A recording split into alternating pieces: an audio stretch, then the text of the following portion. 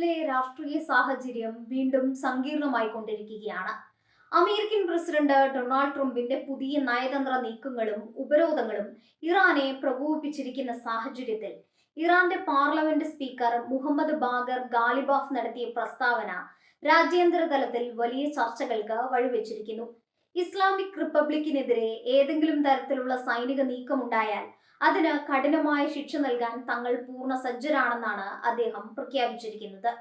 ഇത് വെറും ഒരു മുന്നറിയിപ്പല്ലെന്നും മറിച്ച് യുദ്ധത്തിനുള്ള തയ്യാറെടുപ്പാണെന്നുമാണ് പ്രതിരോധ വിദഗ്ധർ വിലയിരുത്തുന്നത്.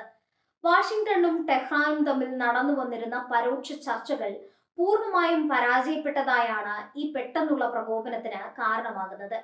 ചർച്ചകൾ വഴിമുട്ടിയതോടെ പ്രസിഡന്റ് ട്രംപ് തന്റെ ദേശീയ സുരക്ഷാ സംഘവുമായി അടിയന്തര യോഗം ചേർന്നു. ഇറാനെതിരെ കടുത്ത സൈനിക നടപടികൾ സ്വീകരിക്കണമെന്ന നിർദ്ദേശം ഈ യോഗത്തിൽ ഉയർന്നതായാണ് റിപ്പോർട്ടുകൾ സൂചിപ്പിക്കുന്നത്.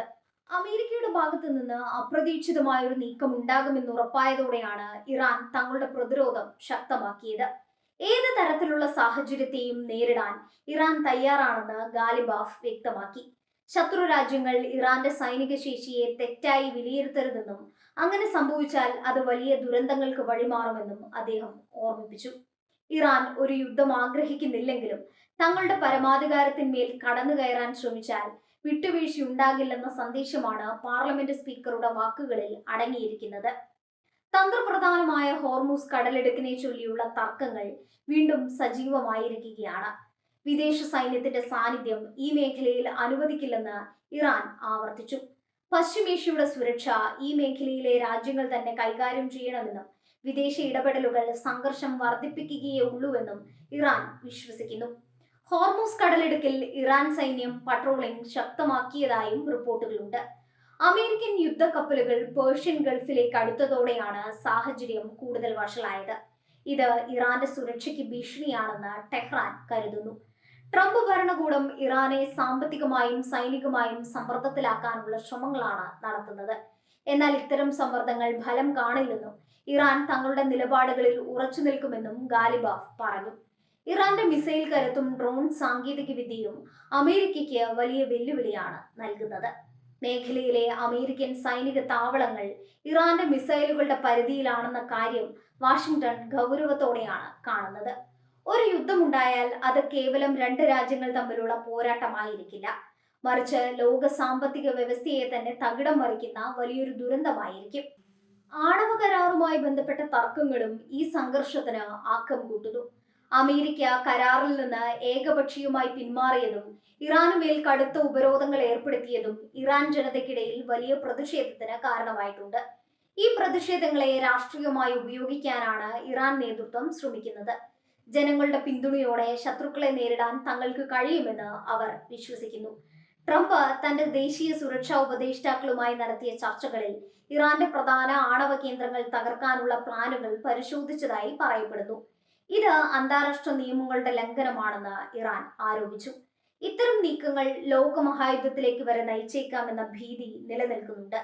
ഐക്യരാഷ്ട്രസഭ ഈ വിഷയത്തിൽ അടിയന്തരമായി ഇടപെടണമെന്ന് വിവിധ രാജ്യങ്ങൾ ആവശ്യപ്പെട്ടിട്ടുണ്ട്. പശ്ചിമേഷ്യയിലെ മറ്റു രാജ്യങ്ങളും ഈ സംഘർഷത്തിൽ ആശങ്കാകുലരാണ്. സൗദി അറേബ്യയും ഇസ്രയേലും അമേരിക്കയുടെ നീക്കങ്ങളെ പിന്തുണയ്ക്കുമ്പോൾ ഖത്തറും ഒമാനും സമാധാന ചർച്ചകൾക്കായി ശ്രമിക്കുകയാണ്. എന്നാൽ ഇരുപക്ഷവും വിട്ടുവീഴ്ചയ്ക്ക് തയ്യാറാകാത്തത് മധ്യസ്ഥ ശ്രമങ്ങളെ ബാധിക്കുന്നു. ഇറാനെ ഒറ്റപ്പെടുത്താനാണ് അമേരിക്കയുടെ നീക്കമെങ്കിലും റഷ്യയും ചൈനയും ഇറാന് പിന്തുണയുമായി രംഗത്തുണ്ട്. ഇറാന്റെ പാർലമെന്റ് സ്പീക്കർ ഗാലിബാഫ് ഒരു മുൻ സൈനിക ഉദ്യോഗസ്ഥൻ കൂടിയാണ് എന്നതുകൊണ്ട് തന്നെ അദ്ദേഹത്തിന്റെ വാക്കുകൾക്ക് സൈന്യത്തിനുള്ളിൽ വലിയ സ്വാധീനമുണ്ട്. സൈന്യത്തിന്റെ ആത്മവീര്യം വർദ്ധിപ്പിക്കാനാണ് അദ്ദേഹം ഇത്തരമൊരു പ്രസ്താവന നടത്തിയത്. ഇസ്ലാമിക് റവല്യൂഷണറി ഗാർഡ് കോർപ്സ് ഇതിനോടകം തന്നെ തങ്ങളുടെ പോരാളികൾക്ക് തയ്യാറെടുപ്പിനുള്ള നിർദ്ദേശം നൽകി കഴിഞ്ഞു. അതിർത്തി കടന്നുള്ള ചാരപ്രവർത്തനങ്ങളും മേഖലയിൽ വർദ്ധിച്ചിട്ടുണ്ട്. അമേരിക്കൻ ഡ്രോണുകൾ തങ്ങളുടെ ആകാശപരിധി ലംഘിക്കുന്നുവെന്ന് ഇറാൻ പലപ്പോഴും പരാതിപ്പെട്ടിട്ടുണ്ട്. മുൻപ് അമേരിക്കൻ ഡ്രോണുകൾ ഇറാൻ വെടിവെച്ചിട്ട ചരിത്രവുമുണ്ട്. സമാനമായൊരു സാഹചര്യം വീണ്ടും ഉണ്ടായാൽ അത് വലിയൊരു സ്ഫോടനത്തിന് കാരണമാകും. വാണിജ്യ കപ്പലുകളുടെ സുരക്ഷയാണ് ലോകരാജ്യങ്ങളെ അലട്ടുന്ന മറ്റൊരു പ്രധാന പ്രശ്നം. ഹോർമൂസ് കടലിടുക്ക് വഴി കടന്നു പോകുന്ന എണ്ണക്കപ്പലുകൾക്ക് നേരെ ആക്രമണം ഉണ്ടാകുമോ എന്ന ഭയം വിപണിയെ ബാധിച്ചിട്ടുണ്ട്. എണ്ണവില വർദ്ധിക്കുന്നത് ഇന്ത്യ ഉൾപ്പെടെയുള്ള രാജ്യങ്ങളുടെ സാമ്പത്തിക രംഗത്തെ പ്രതികൂലമായി ബാധിക്കും. യുദ്ധമുണ്ടായാൽ ഹോർമൂസ് കടലിടുക്ക് ഇറാൻ അടയ്ക്കുമെന്ന് ഉറപ്പാണ്. അമേരിക്കൻ ഉപരോധങ്ങൾ കാരണം ഇറാന്റെ സമ്പദ് വ്യവസ്ഥ വലിയ പ്രതിസന്ധിയിലൂടെയാണ് കടന്നുപോകുന്നത്.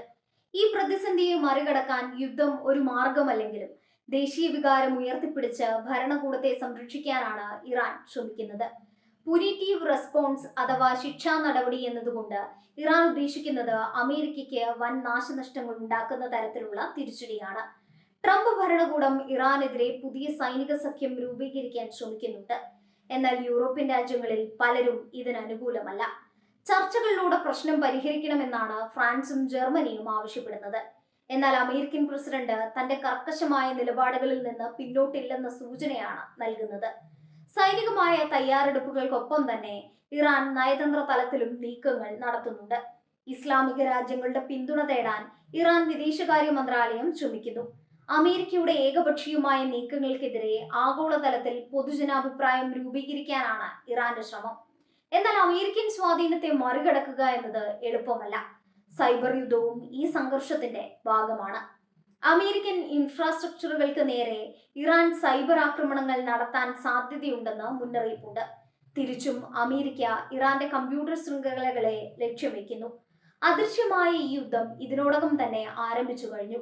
പശ്ചിമേഷ്യയിലെ ജനങ്ങൾ യുദ്ധഭീതിയിലാണ് ജീവിക്കുന്നത്. മുൻപ് നടന്ന യുദ്ധങ്ങളുടെ കെടുതികൾ ഇപ്പോഴും അനുഭവിച്ചു തീരാത്തവർക്ക് പുതിയൊരു സംഘർഷം താങ്ങാനാവില്ല. കുടിയേറ്റ പ്രശ്നങ്ങളും സാമ്പത്തിക തകർച്ചയും മേഖലയെ കൂടുതൽ തകർക്കും. എന്നിട്ടും അധികാര രാഷ്ട്രീയത്തിന്റെ ചതുരംഗ പലകയിൽ കരുക്കൾ നീങ്ങിക്കൊണ്ടിരിക്കുകയാണ്. ഗാലിബാഫിന്റെ പ്രസംഗം ഇറാന്റെ ദേശീയ മാധ്യമങ്ങൾ വലിയ പ്രാധാന്യത്തോടെയാണ് സംപ്രേഷണം ചെയ്തത്. ജനങ്ങൾക്കിടയിൽ രാജ്യസ്നേഹം വർദ്ധിപ്പിക്കാൻ ഇത് സഹായിക്കുന്നുണ്ട്. അമേരിക്കൻ പതാകകൾ കത്തിച്ചും മുദ്രാവാക്യങ്ങൾ വിളിച്ചും ജനങ്ങൾ തെരുവിലിറങ്ങി. ഭരണകൂടത്തിന് പിന്നിൽ ജനങ്ങൾ ഒന്നിച്ചു നിൽക്കുന്നു എന്ന സന്ദേശം ലോകത്തിന് നൽകാനാണ് ഇതിലൂടെ അവർ ശ്രമിച്ചത്. അമേരിക്കൻ ഇന്റലിജൻസ് ഏജൻസികൾ ഇറാന്റെ നീക്കങ്ങളെ നിമിഷം തോറും നിരീക്ഷിക്കുന്നുണ്ട്. ഇറാന്റെ മിസൈൽ കേന്ദ്രങ്ങളിൽ വലിയ തോതിലുള്ള ചലനങ്ങൾ കണ്ടെത്തിയതായി റിപ്പോർട്ടുകളുണ്ട്. ഇത് ഒരു ആക്രമണത്തിന് മുന്നോടിയാണോ അതോ പ്രതിരോധത്തിനുള്ള ഒരുക്കമാണോ എന്നത് വ്യക്തമല്ല. എങ്കിലും ട്രംപ് തന്റെ സൈനിക മേധാവികൾക്ക് ജാഗ്രതാ നിർദ്ദേശം നൽകിയിട്ടുണ്ട്. ഹോർമൂസ് കടലിടുക്കിന് ചുറ്റുമുള്ള രാജ്യങ്ങളായ UAEയും ഒമാനും തങ്ങളുടെ തീരദേശ സുരക്ഷ വർദ്ധിപ്പിച്ചു. യുദ്ധമുണ്ടായാൽ ഏറ്റവും കൂടുതൽ ബാധിക്കപ്പെടുക ഈ രാജ്യങ്ങളാണ്. വിനോദസഞ്ചാരവും വ്യാപാരവും തടസ്സപ്പെടുന്നത് ഈ രാജ്യങ്ങളുടെ വരുമാനത്തെ ബാധിക്കും. അതിനാൽ തന്നെ സംഘർഷം ലഘൂകരിക്കാൻ അവർ തിരക്കിട്ട ശ്രമങ്ങൾ നടത്തുന്നു. ഇറാന്റെ ആണവ ശാസ്ത്രജ്ഞർക്ക് നേരെയുണ്ടായ ആക്രമണങ്ങളും ഇറാനെ പ്രകോപിപ്പിച്ചിട്ടുണ്ട്. ഇതിനു പിന്നിൽ അമേരിക്കയും ഇസ്രായേലുമാണെന്ന് ഇറാൻ വിശ്വസിക്കുന്നു. ഇതിനെല്ലാം പകരമായി വലിയൊരു തിരിച്ചടി നൽകാൻ ഇറാൻ അവസരം കാത്തിരിക്കുകയായിരുന്നു. ട്രംപിന്റെ പുതിയ നീക്കങ്ങൾ അവർക്ക് അതിനുള്ള അവസരമായി മാറിയിരിക്കുകയാണ്. യുദ്ധം നടന്നാൽ അത് വൻ ശക്തികൾ തമ്മിലുള്ള പോരാട്ടമായി മാറാൻ അധികം സമയം വേണ്ടിവരില്ല. റഷ്യ ഇറാന് ആയുധങ്ങൾ നൽകി സഹായിച്ചേക്കാം. ചൈന സാമ്പത്തികമായ പിന്തുണ നൽകും. ഇത് മൂന്നാം ലോക മഹായുദ്ധത്തിന്റെ തുടക്കമാകുമോ എന്ന് പലരും ഭയപ്പെടുന്നു. ആഗോള സമാധാനം ഇപ്പോൾ ഒരു നൂൽപ്പാലത്തിലാണ്. അവസാനമായി ഖാലിബാഫിന്റെ മുന്നറിയിപ്പ് ലോകം അതീവ ഗൗരവത്തോടെയാണ് കാണുന്നത്. അമേരിക്കയും ഇറാനും തമ്മിലുള്ള ഈ വടംവലി എവിടെ അവസാനിക്കുമെന്ന് ആർക്കും അറിയില്ല. സമാധാനത്തിന്റെ വാതിലുകൾ അടഞ്ഞുകൊണ്ടിരിക്കുമ്പോഴും നയതന്ത്രജ്ഞർ അവസാന നിമിഷത്തെ ചർച്ചകൾക്കായി ശ്രമിക്കുന്നുണ്ട്. ഇറാൻ പൂർണ്ണ സജ്ജമാണ് എന്ന പ്രഖ്യാപനം വെറും വാക്കല്ലെന്ന് തെളിയിക്കുന്ന തരത്തിലുള്ള സൈനിക വിന്യാസങ്ങളാണ് അതിർത്തികളിൽ നടക്കുന്നത്. ലോകം ഒരു വലിയ ദുരന്തത്തിന് സാക്ഷ്യം വഹിക്കേണ്ടി വരുമോ എന്നതാണ് ഇപ്പോൾ ഉയരുന്ന ചോദ്യം. വിവേകപൂർണമായ തീരുമാനങ്ങൾ എടുക്കാൻ ഇരു രാജ്യങ്ങളുടെയും നേതൃത്വം തയ്യാറാകുമെന്ന് നമുക്ക് പ്രത്യാശിക്കാം. ഇതിലൂടെ വ്യക്തമാകുന്നത് പശ്ചിമേഷ്യയിലെ സമാധാനം എന്നത് എത്രത്തോളം ദുർബലമാണ് എന്നതാണ്. വൻ ശക്തികളുടെ താല്പര്യങ്ങളും പ്രാദേശിക ശക്തികളുടെ വാശികളും ഒരു ജനതയെ മുഴുവൻ യുദ്ധത്തിന്റെ നിഴലിൽ നിർത്തുന്നു. വരും ദിവസങ്ങളിലെ സംഭവവികാസങ്ങൾ ലോകത്തിന്റെ ഭാവി തന്നെ നിശ്ചയിച്ചേക്കാം.